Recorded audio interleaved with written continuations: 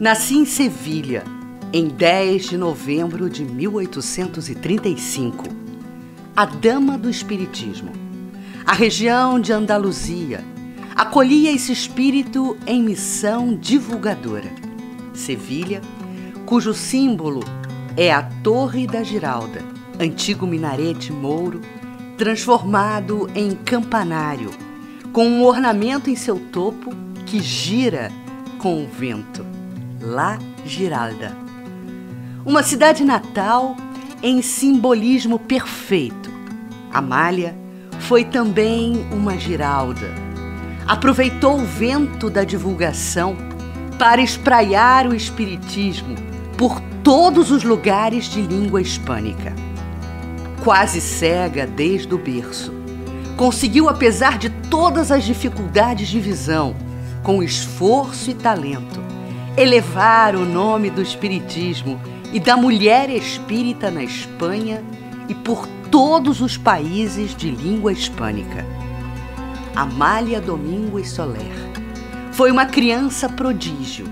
Começou a escrever com apenas 10 anos de idade e, aos 18, publicou suas primeiras poesias.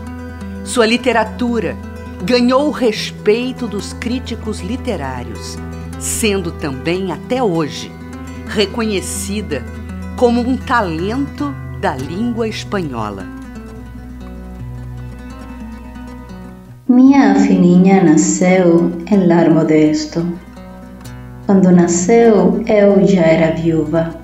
Meu marido saiu para viagem e não voltou mais. Vivíamos em dificuldades. Com grande esforço, por conta dos problemas visuais que apresentara após o 8º dia de vida, pude ensiná-la a ler. Aos 2 anos de idade, já reinava a leitura.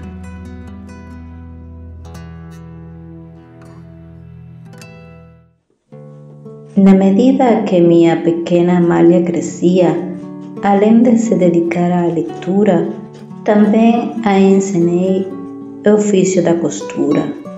Pude recorrer a um amigo farmacêutico que, com suas fórmulas, garantiam de forma paliativa a visão de minha filha e sua capacidade de trabalho. Minha mãe foi o anjo bom de minha infância.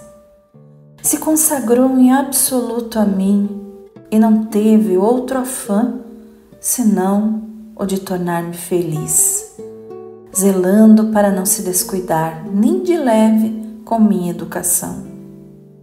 Basta dizer que quando completei 2 anos, começou ela a tarefa penosa de ensinar-me a ler, obtendo como prêmio de seu esforço que aos 5 anos eu lesse corretamente. Lia diariamente por 2 horas em voz alta. Nossos espíritos se uniram de um modo tão admirável que só no olhar adivinhávamos os nossos pensamentos. Não me casei e aos 25 anos, com a desencarnação de minha amada mãe, começou uma das fases mais difíceis de minha existência. Pela opção de me manter solteira e não aceitar os convites para ingressar em um convento, a vida se apresentou desafiadora. Em pleno século XIX, sozinha e sem família, tive que treinar habilidades e resiliência. Os poucos recursos que minha mãe dispunha praticamente se esgotaram no tratamento de minha saúde. Também não tive suporte por parte dos meus familiares paternos, já que estes não mantinham boas relações conosco. A orfandade foi um dos meus aguilhões.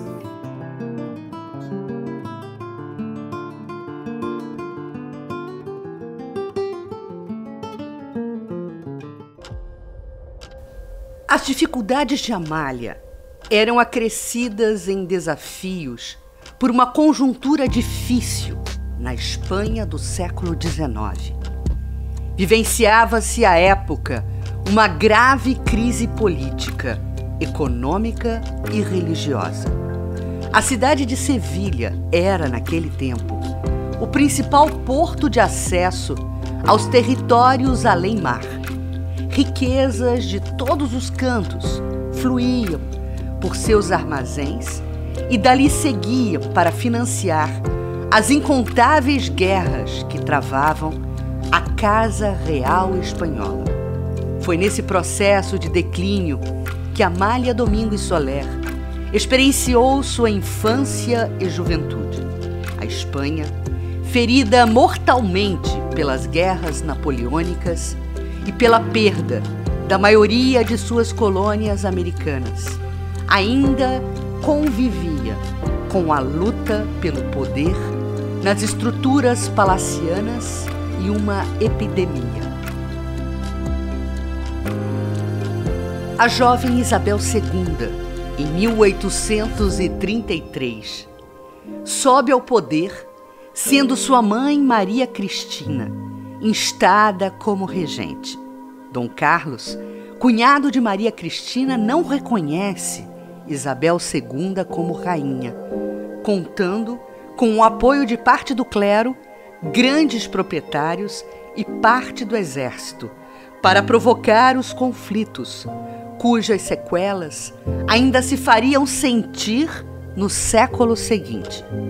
Consequência direta de tantas dificuldades foi a penúria econômica que caracterizou a vida de grande parcela da população espanhola no século XIX.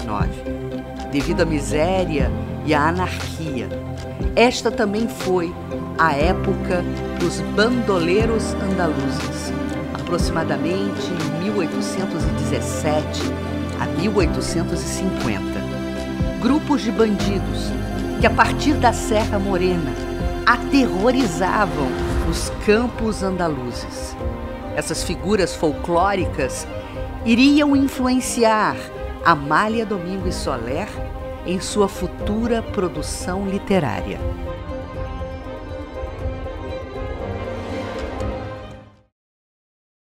Diante das dificuldades gerais, as soluções propostas por meus familiares me foram impossíveis de aceitar.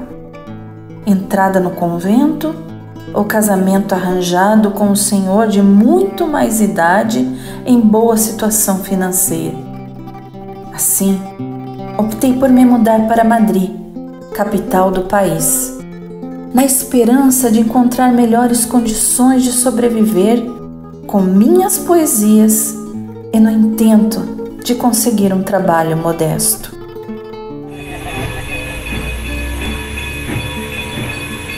Logo na chegada à capital espanhola, minhas dificuldades foram imensas. Cheguei a passar fome e tive que recorrer a instituições de caridade, pois eram raríssimas as possibilidades de trabalho honrado para uma moça pobre e desamparada.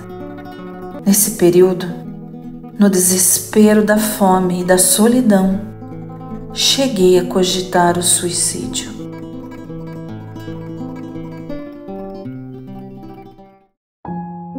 Mesmo na erraticidade, meu amor de mãe me vinculava a Amália. Acompanhava seus desafios, me unia a ela em pensamento em uma noite de grande amargura. Ela tinha perdido até mesmo a noção de Deus e debatia-se na dúvida de meu paradeiro. Minha filha ainda se achava distante do poder consolador da crença imortalista, o poder consolador e libertador do espiritismo. Me projetei até ela. Quando me viu, avivou-se a vontade de buscar o reconforto de uma igreja e se voltar para o caminho lenitivo da fé.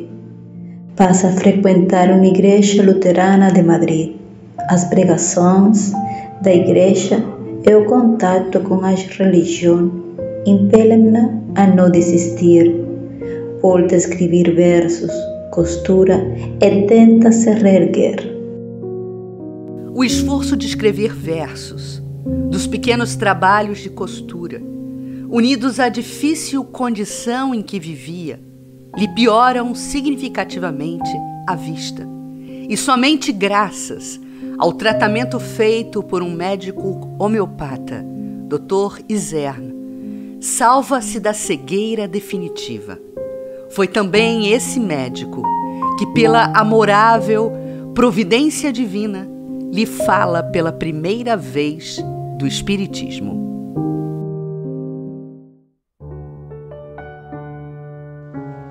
Amália, percebo seu entusiasmo pelas questões religiosas e sua insatisfação com a escassez de esclarecimentos acerca da vida espiritual. Sei que também não gosta dos ritos e dos dogmas católicos. Como sabe, sou ateu e materialista, um homem de ciência.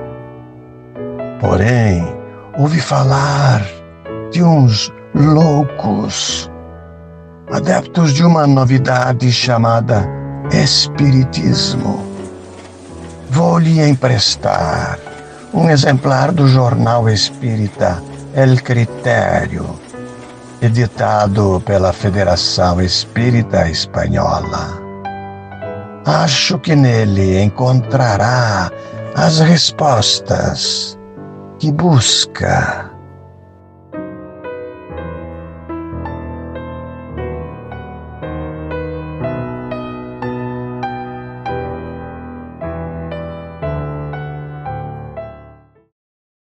Amália entrega-se ávida à leitura, convence-se da verdade do Espiritismo e busca maiores informações.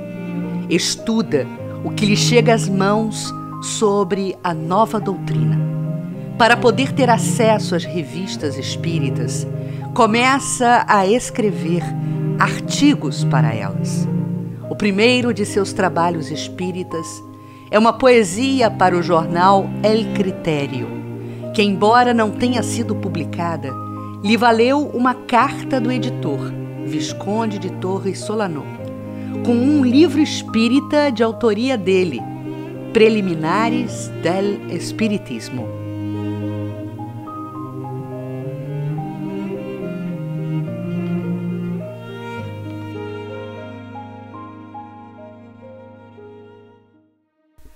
Amália Domingos Soler, cujo codinome é a Poetisa das Violetas, faz jus à sua grandeza. Lhe foi outorgado pela rápida projeção que alcançara nos apreciadores da boa leitura. Foi uma das poetisas mais lidas a seu tempo. Sua primeira publicação, uma poesia, vem no periódico espírita La Révélation. Seu primeiro artigo doutrinário, La Fé Espiritista, sai pelo El Critério, em seu número 9, de 1872. Seus artigos chamam a atenção e, aos poucos, integra-se ao movimento espírita espanhol, participando de reuniões em casas espíritas. Em 31 de março de 1875, aniversário da desencarnação de Allan Kardec, lê a poesia A la Memoria de Allan Kardec, diante dos membros da Sociedade Espiritista Espanhola, passando a integrar as fileiras dos divulgadores da doutrina espírita. Os espíritas de Alicante a convidam a ficar junto a eles, sob sua proteção, dedicando-se exclusivamente à divulgação da doutrina. Junto aos espíritas de Múrcia, permanece 4 meses, recuperando-se de uma enfermidade. Amália, firmemente acreditando que seria errado viver do espiritismo, continua a trabalhar de dia e escrever de noite.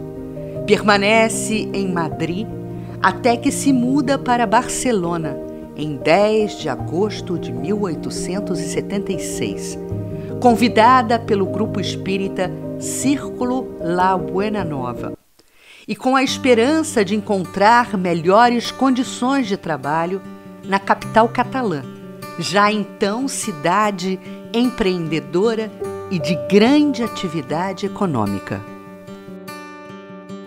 Sou Luís Lach. Amália havia chegado há 3 meses em Barcelona. Como presidente do grupo espírita Círculo La Buena Nova, me coloquei em contato mais estreito com ela e pude, com o auxílio de minha esposa, lhe dar um suporte mais acolhedor. Ela sofria novamente com os problemas de visão. Lhe demos abrigo e condições para que pudesse se dedicar integralmente ao espiritismo. Me lembro com exatidão de sua personalidade forte, resoluta e corajosa. Tive inicialmente dificuldades de convencê-la a aceitar nosso convite para que morasse conosco em família. Meu recurso de convencimento foi um tanto inusitado. Disse: "Ora, Amália, não seja teimosa. Queremos te ajudar. Ademais, Barcelona já está cheia de costureiras e modistas. Em nossa casa poderá se dedicar apenas à produção literária espírita e, nesse caso, dar à cidade ao mundo o de que ainda carece, a boa literatura."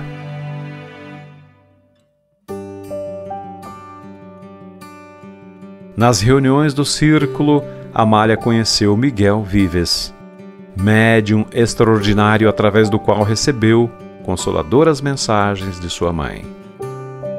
Também entre os espíritas de Barcelona, conheceu o médium sonâmbulo Eudaldo.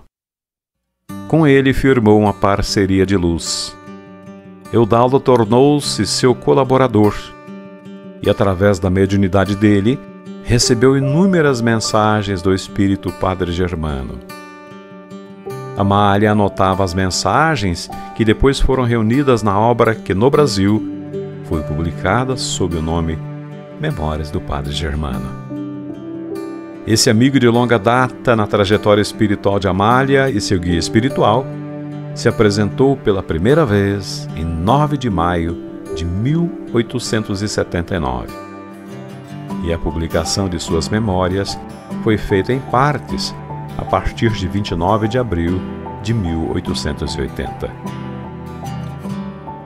Além de publicar artigos em periódicos espíritas, Amália também refutou ataques ao espiritismo em jornais como a Gaceta de Catalunha, ficando célebres seus debates polêmicos com o orador católico Vicente de Monterola. Amália Domingos Soler, já ambientada ao movimento espírita espanhol e respeitada por seus integrantes, galga mais uma etapa à frente da divulgação doutrinária. Em 22 de maio de 1879, sai o primeiro número do periódico La Luz del Porvenir, dirigido por ela. O periódico surgiu devido à insistência de Luís Lach e do editor Juan Torrens, que convenceram-na a aceitar a tarefa de criar um periódico direcionado à mulher espiritista e produzido eminentemente por mulheres. Nessa época, Amália já reunia algumas companheiras que a auxiliavam nessa tarefa dos artigos.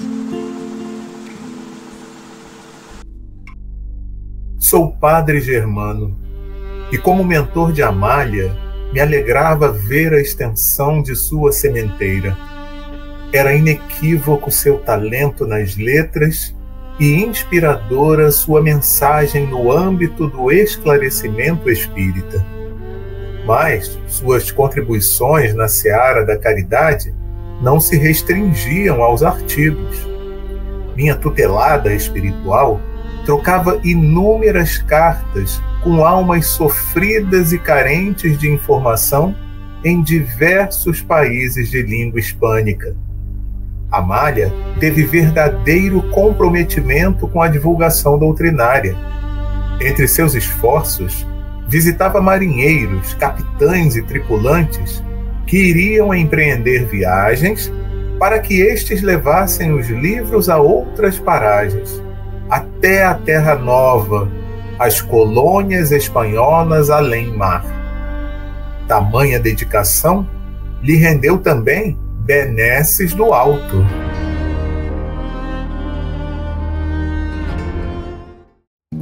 Certa manhã, estando em casa, senti doloroso e estranho fenômeno.